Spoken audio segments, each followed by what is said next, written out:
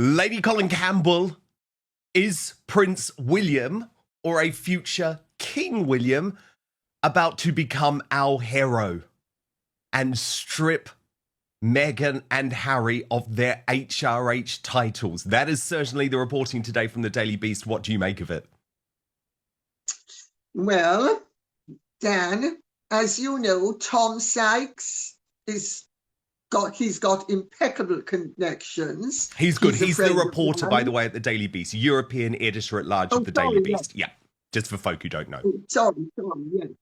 And he's impeccably well connected. He's from one of the most wonderfully aristocratic families in the country. His parents were friends of mine. He's a friend of mine, and he's really, when he says something, you know you can rely upon it. And yeah, I mean, you and I both know that William is made of sterner stuff than Charles. Yes. Number one. And number two, also, I think what's really important is it's much easier to sever a relationship with a sibling than it is for a parent to sever a relationship with a child. So I think when you consider all of that, but William will put his foot down, and you know it, and I know it, and we've always known it. And it's just a matter of time. But of course, William is not king yet, and William can't force the issue. But if it's not dealt with by the time William accedes, when he accedes, he will deal with it. And I think about time too. I mean, I really do wish that the king would sort of bring this really sorry saga to an end by doing one or two very simple and constructive things. The first one is remove Harry and Meghan from the royal family website. Make it absolutely clear. I mean, he's made it slightly clear, but he can make it far more clearer and more obviously clear that Harry and Meghan do not represent the royal family in any way, shape, or form, and and then he could actually say, and nothing they do should be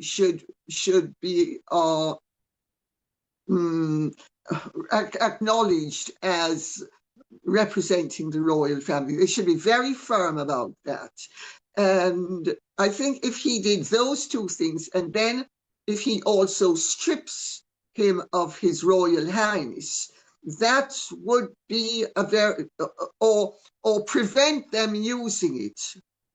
At the moment, it's a gentleman's agreement, but you don't have a gentleman's agreement with a slattern and somebody who's not a gentleman. Sorry, which of course, Harry is definitely no gentleman. Gentlemen do not trash their families. Gentlemen don't tell lies. I mean, Harry today has told an absolutely gross lie in People magazine. He says that the royal family stripped Diana of her protection. They did not. I mean, I wrote about this in my 1997 book, 1998, sorry, The Real Diana, that the Queen, Prince Philip, Prince Charles, as he then was, Robert Fellows, they were all dead against Diana giving up her royal protection. But she was adamant that she was going to give it up because, according to her, this was how they were spying on her. Let's get straight to the truth bomb. Prince William is done playing nice.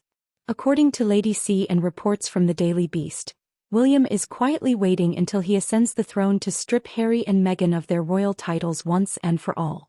Right now, he's respecting King Charles's softer approach. But insiders say it loud and clear. When William becomes king, the gloves come off. Can you blame him? Now, let's be fair. She got that from Martin Bashir, who we have a documentary proof of the fact that she got that from Martin Bashir now. But she genuinely believed it. And some of the blame for what subsequently happened goes to Martin Bashir. And there is Harry in People magazine blaming the royal family, when in fact Martin Bashir should share some of the blame. It's really interesting that William is very, very adamant about the fact that Martin Bashir is a so-and-so and that they should have absolutely nothing to do with ever helping to restore Martin Bashir's reputation, while Harry is bending over backwards to restore Martin Bashir's reputation. I mean, you talk about the courtesy of one shark and traitor for another. It's unbelievable. Indeed, it is unbelievable on so many levels, Lady C. But can I just take you through some of these source quotes to Tom Sykes in the Daily Beast, because they're incredibly interesting, given that they come from friends of William. And so he writes today that William's hardline position contrasts with a relaxed attitude from King Charles, who one friend said would not want to open a new front in the civil war between the royals and Harry and Meghan. For now, friends of William say he will respect his father's rank and follow his lead, but they say that when William becomes king, Harry and Meghan could be more harshly dealt with. So this is what one friend of William told the Daily Beast. William has been given a great deal of influence on all areas of royal policy, but that cuts both ways, and he respects his father's rank. Charles has a softly attitude to Harry and Meghan, and so that's the policy for now. But the gloves will be off when he inherits the throne. If they started using the HRH titles on a regular basis, he would take them away for good. And then another friend of William, so this is sourced multiple times, Lady C, tells Tom Sykes, it's no secret William wants Harry more harshly dealt with. He thinks he has betrayed the family from top to bottom, which is the ultimate Windsor crime. It wouldn't take much to provoke him to flex his muscles when he is king. And the thing is, Lady C, we've seen just this week Meghan Markle attempt to reclaim the title Her Royal Highness, which goes in complete contradiction to the Sandringham Summit. Now this is where it crosses every royal line imaginable.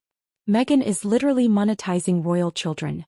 In her new Easter edit post, she's pushing clothing links tied to outfits worn by Prince George and Princess Charlotte. It's subtle but clear. And as Dan puts it, that's not just tacky. That's exploitation.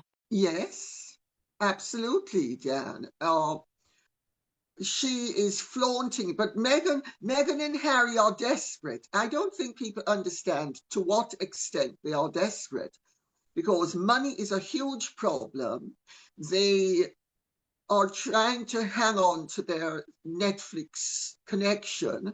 My understanding is that Ted Sarandos supports them, but much of the board at Netflix does not support them. And there is a boardroom struggle. And if Ted Sarandos wins, which it's quite likely he will win, but that's not guaranteed. And even if he does win, they're not going to be ending up getting any vast amount of money, because everybody at Netflix has cottoned on to the fact that they can be got cheaply. What else do they have? Do you think she's going to make any real money from Lemonade? I mean, pigs will fly soon. Of course not. Of course not. I mean, they're trying to massage the figures, Lady C, but we're people who know exactly how the world of independent broadcasting works, and this is a flop. I mean, Confessions of a Female Founder is her biggest flop yet. There is no money to be made out of that podcast, given the costs associated with it. But isn't this desperation? Because I completely agree with you, by the way, especially the mainstream media is not picking up on this level of desperation. They're buying into a lot of the Sussex squad spin at the moment. But that desperation is why William is so nervous, isn't it? I mean, just this week, we've seen Meghan on her affiliate links, which is something cheap and tacky that reality stars do to make an extra buck out of someone else, actually pimp out the Wales's children. Pimp out clothes worn by Princess Charlotte and Prince George. And that's just the beginning. So I would argue that William is seeing what's going on and has so much motivation in order to just thrust them out altogether. Do you agree that he is becoming almost more determined as Harry and Meghan become increasingly desperate? Well, I think, Dan, he's always been determined and he's always drawn a very firm line. I mean, he's drawn a line from the very outset, which, of course, has been part of the problem, because he's not allowed Meghan to suck him in and whatever else that she would have done. Let's leave it at that. And he's been very firm all along, but he doesn't, you will know better than most. The royal family is a hierarchical organization. The king has ultimate authority. No. And William, although he has a lot of authority, and his father has relegated as well as delegated a lot to him, William is number two, Charles is number one. And William is sensitive to the fact that his father loves Harry, and that William understands as a father himself that it's a huge thing to actually behave with appropriate firmness to a recalcitrant child who is drug-addled, mentally disturbed, an emotional mess. All of this has to be factored into the equation for people to understand why, to an extent, Charles, and also let's not forget Charles is ill, and Charles is going to remain ill. He might be treatable, but it's to the best of my understanding, not curable. So there's all of that to consider as well. This is royalty turned reality show hustle. The Sussexes are so broke and brandless, they're resorting to selling the image of someone else's children. Let's talk about the elephant in the Spotify room. Meghan's new podcast is a certified flop. Confessions of a Female Founder was supposed to relaunch her brand. Instead, no traction, no buzz, and no revenue. Lady C says it outright. There's no way they're making real money off it. Production costs are high, and the content? It's corporate self-help fluff dressed up in royal packaging. And there are other priorities as well. It's, a head of state has to put the interests of the state first. Oh yes, there is Meghan, so Megnant. Now, was the belly 4 inches bigger that morning than it was that evening, is the question we need to ask. Indeed, we have been asking that question, haven't we? But in the context of all of this, Lady C, the briefing just gets more deranged and more insane. Meghan and Harry are now excitedly telling People magazine, we're going to go on a celebratory spring break trip, taking Prince Archie and Princess Lilibet, having created a happy bubble at home. Well, from everything I hear, there's nothing happy about their little Montecito bubble. But I think what's most extraordinary is, Lady C, this is the type of thing that Z-listers do. I mean, you don't see any A-lister. You don't see George Clooney. You don't see the Obamas calling up People magazine and boasting about some holiday. But listen to this article. People understands that the Duke and Duchess of Sussex enjoyed a sun-soaked spring break getaway with their children to mark the milestone of Meghan's new projects. The kids are adorable. They're incredibly smart, articulate, and fun. An insider tells People in this week's exclusive cover story traits that have been glimpsed through Meghan's recent return to social media. I mean, it's nuts. Actually, let me just read you out this post on X from the brilliant Tari Bakahi, Lady C, before I get you to weigh in. He said, the professional liars of People magazine are full of PR releases about the unemployed Markles and their fantasy lives. This one is about a break, yet laughably it doesn't say where or what from. Also claims they're celebrating being a pair of talentless failures. Sad. And I thought his analysis was spot on. Dan, the whole thing is so desperate. Not even the Kardashians would sink to that level. But, Meghan has sunk Harry to her level. And I'm afraid it is at a depth that is beyond the depth of a sewer. And we only need to see what has been going on and call it out for what it is. But it's desperation straits. Meghan is hoping yet again, and Harry has gone along with it because she's reeled him back in. Doubtless she's made sure that she's given him enough of the attentions that that he used to enjoy, and also how much she loves him and how much she needs him and how terrible everybody has been to her, and so the beta male thinks he's been cast in the role of alpha male and he's going to rush to her protection. Of course it won't last. I mean, that's classical narcissistic reeling back in. But he has no dignity. He will sell anyone and anything out because Harry is an addict. He's not only drug addled, he is addicted to Meghan. He's addicted to the attention that she promised he would get, and he's getting. It's a very, in my opinion, very sick relationship. And we are seeing the effects of it. And by the way, why does People magazine spell Harry and Meghan Insider? Why do they spell Harry and Meghan Insider? I thought it was Harry and Meghan. Here's where it gets spicy. Netflix is split over the Sussexes. Ted Sarandos reportedly supports them, but most of the board wants them gone. They're expensive, they're controversial, and worst of all, they're no longer profitable. Lady C says it plain. Even if they stay, they'll never get big money again. They've been exposed as a cheap brand dressed in royal lace. Meghan has now attempted to reclaim her HRH status. Think about that, after everything. After the interviews, the lawsuits, the book deals. Now she wants the title back. Dan calls it desperation. Now, Lady C, you know that things are bad when Harry is having to give these sort of bizarre, exclusive interviews, trying to justify his position.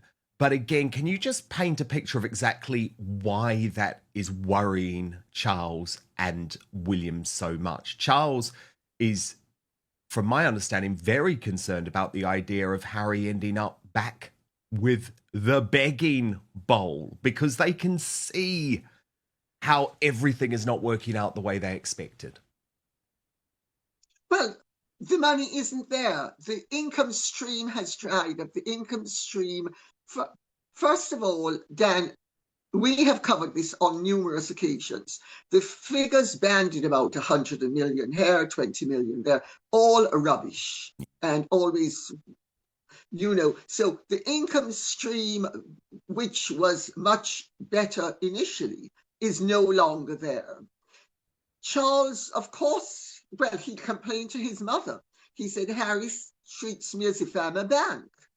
And Harry thinks I'm a bank, and I'm not a bank, and he refused to take his calls. Well, I understand that, in fact, no one is taking Harry's calls.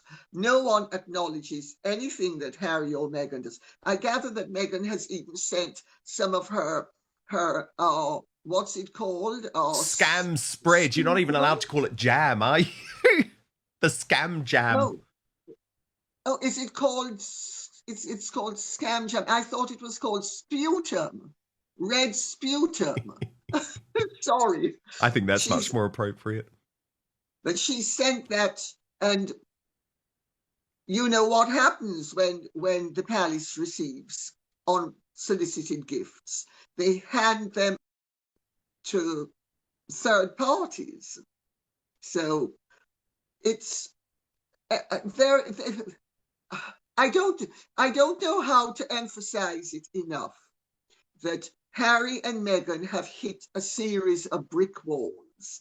They have hit a brick wall with his father.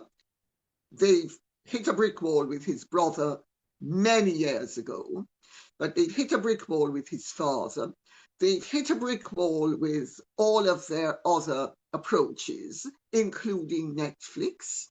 And of course, the king will be worried, but my understanding is that he's absolutely not receiving any calls, and Harry has been starved of all information because they have blanked Harry totally. Of course, if Harry comes over, he is made to understand, because as you know, these things are done through official channels, and Harry's office gets in touch with the King's office or with whomever else and says Harry's coming over, and they say, well, he can stay at Buckingham Palace, and Harry says, oh, no, I can't stay at Buckingham Palace, it's too dangerous, I'll have to stay at a hotel. I mean, madness, absolute madness. But they've stonewalled them, and that's the best way to deal with people like Meghan and Harry. Now, this is also very classical 12-step treatment of somebody who is problematic. You starve them of a response, and you know, it's called loving detachment. You wish them well and refuse to allow them to manipulate you. And that is the technique that has been used on Harry and will continue to be used. What will be really interesting is to see, when Harry and Meghan are really going bust, what is going to happen then? Because if the king is alive, it's one thing, but if William is on the throne, I think Harry might actually end up working at McDonald's. Lady C calls it strategic delusion. And honestly, it's both. The Sussexes are clinging to whatever visibility they have left, and using the monarchy like a brand they pretend to hate. William has kept quiet for years. But as Harry and Meghan drag the monarchy into Instagram marketing, Spotify flops, and affiliate scandals, he's preparing to act. When he becomes king, the royal reset begins. Titles stripped, boundaries enforced, and the Sussex circus finally pushed off palace grounds. He looks a bit like Ronald, doesn't he? He's got the same colour hair, although not much of it these days. Do you know what? I'd actually love to see him try and work a good, honest day, because what's so hilarious is when you listen to Meghan's constant moaning on Confessions of a Female Founder, you'd think that she's some type of solo mum. She finds parenting so difficult, Lady C, so overwhelming. What Meghan said was a joke, you know. She said that, when the children are out of the room, I miss them so much, I want cuddles. And I just love being a mom, and there's nothing better in life than being a mom. And the whole thing is so over the top. And I mean, your sister has a child, so you know what it's like to have children. And Meghan's characterization of her relationship with her children tells me that the relationship she has with them is either completely different, or then, going off what she has said about her relationship with them, it is very sick. She is a hysteric. She overreacts. She is not creating a tranquil or constructive environment in which her children will flourish. It's all about, oh, look at you, I'm such a wonderful mother. Oh, I can't help, I love you so much. Oh. I was dancing you for 2 minutes. I can't survive without you. I mean, that is sick. That's insane behavior. And I'm afraid that is what she has said is what she does with the children. Now, if it's true, social services really should be intervening. What do you think? Should William strip Harry and Meghan of their titles? Is it time for the monarchy to stop playing nice? Drop your thoughts in the comments, hit like if you're done with the royal grift, and subscribe for no fluff reaction every week.